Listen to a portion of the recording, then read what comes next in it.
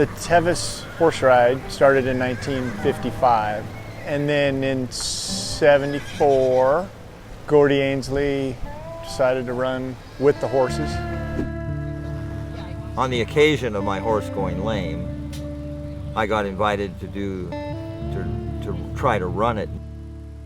My training for this event was I ran from here to Auburn every week and a half for 6 weeks. So he started at 5 a.m. and made it to Auburn on foot 23 hours and 40-something minutes later, and that was the start of the Western States.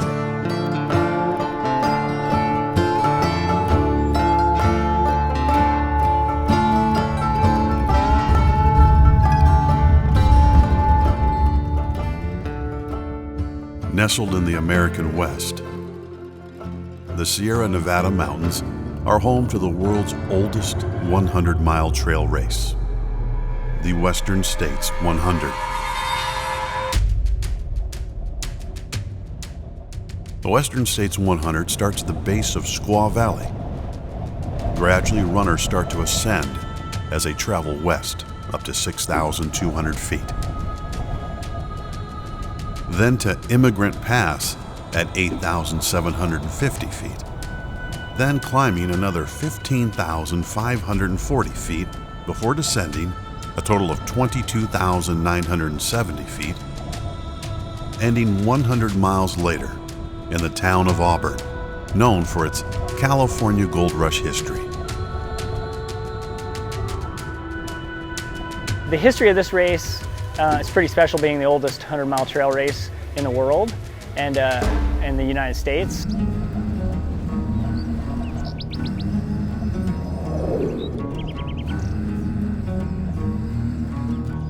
In the miles ahead, runners will experience a challenging course to say the least.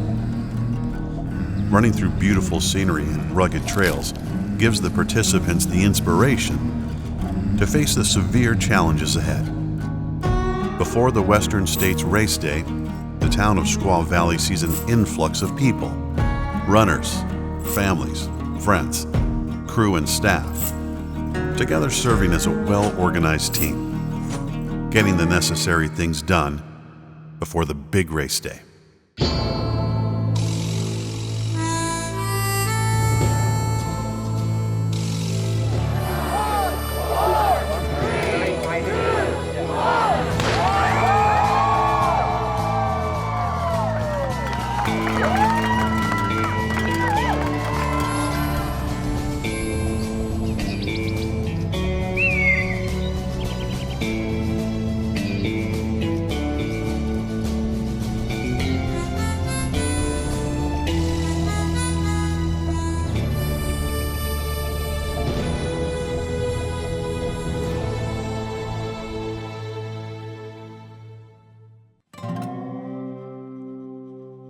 The Western States 100, just like the sport of ultra-running, is changing with time.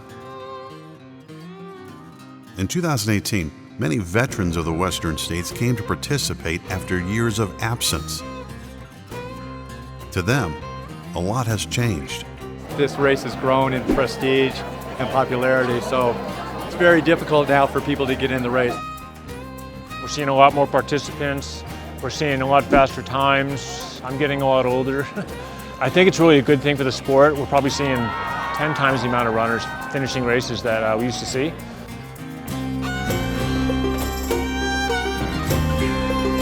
Well, it's changed dramatically since I did it. I mean, the fields were a lot smaller, but there was no aid stations.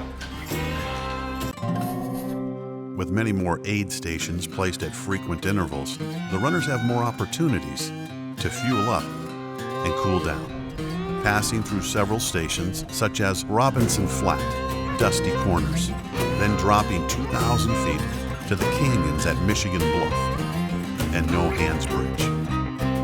Yeah, we have 10 out of 21 of our aid stations. We have 10 of those are medical stations, doctors, paramedics, nurses. And the aid stations were just water and peanut butter and jelly sandwiches. And now there are smorgasbords. They're about 4 miles apart. And the first time we could have a drop bag was when we crossed the river. Now, hell, they have them within the first 12 miles, which is ridiculous.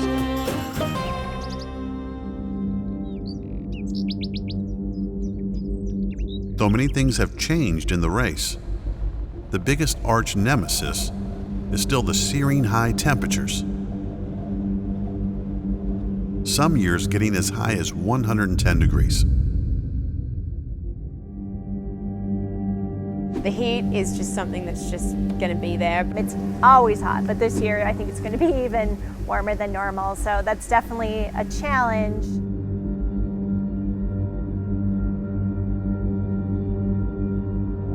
The stunning high mountains of the trail may seem like the biggest challenge. But it is when the runners get to the deep canyons, the true test takes place.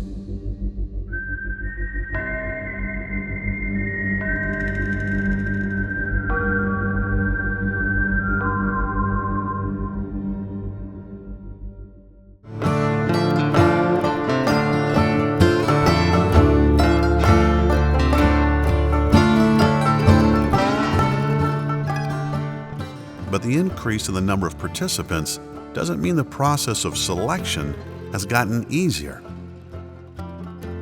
Quite the opposite, in fact. To run in the Western states, applicants must compete in qualifying races and perform at a high level and apply for the lottery. The most obvious change is the lottery applicants. This year we had 4,909 applicants for 369 spots. About 20% of our field is from outside of the United States. As the traditions of the Western states continues to change, many things have evolved through the years. In 2018, a young runner named Jim Walmsley changed the race again when he refused to listen to anyone about adopting a more conservative pace for the race.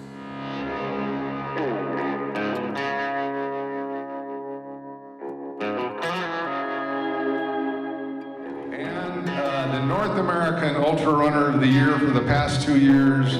He holds course records at JFK 50, Bandera, Gorge Waterfalls, Lake Sonoma, and Speed Goat.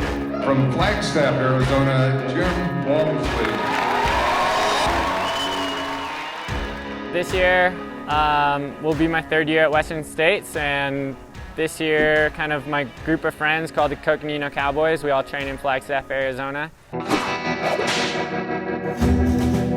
We made it a goal to get into Western States this year as a group. Yeah, the Coconino Cowboys, Jim and Tim and Cody and myself. Eric is the Hulk because he actually used to be a bodybuilder, or I don't know about bodybuilder, but he used to lift a lot. Having those other guys out there racing with me, I think it gives all of us kind of almost a common purpose. Tim is Captain America. And I think that added element can be really helpful. Jim is, I don't know who Jim is. Especially over these distances in an event like Western States. So I think we're all really motivated to push each other and help each other out. And I'm Iron Man. In 2016, Jim Walmsley was set to break the 2012 Timothy Olson's 14-hour, 46 minutes, 44-second record. He was amazingly on track to break the record until mile 93, just 7 miles from the finish line. The Flagstaff native missed a left turn that cost him the race, but he still managed to finish in an impressive 20th place. Jim Walmsley is probably an hour behind, or maybe 45 minutes behind what he would normally do. He came back again in 2017 with the same idea of completing the race in his breakneck speed. And that is exactly what he did till mile 52, when the ultra gods sent him another bout of bad luck in the form of stomach issues.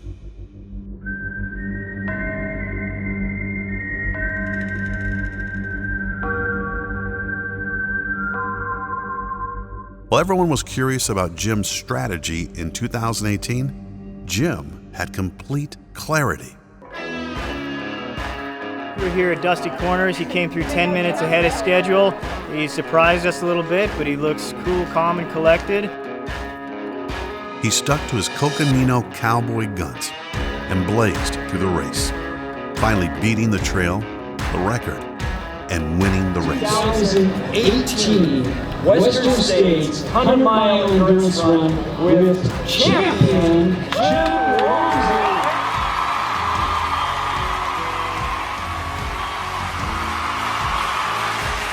It's been a long road getting here, and so sometimes it gets intimidating to maybe go try it again, but I don't know, I didn't want to race any other way today. It's understandable to be nostalgic about the way things were, to look back at the past and appreciate the path taken by pioneers of the race, to celebrate the incredible accomplishments.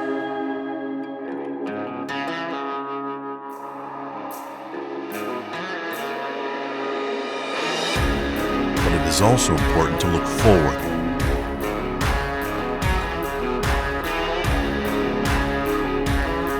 To embrace the changes that the future might bring. The records to be broken and stories to be told. That is what makes ultra running a beautiful sport.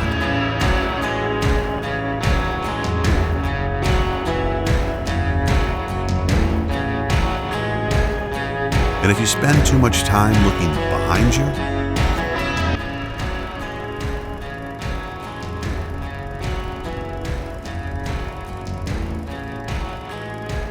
you just might miss the impossible.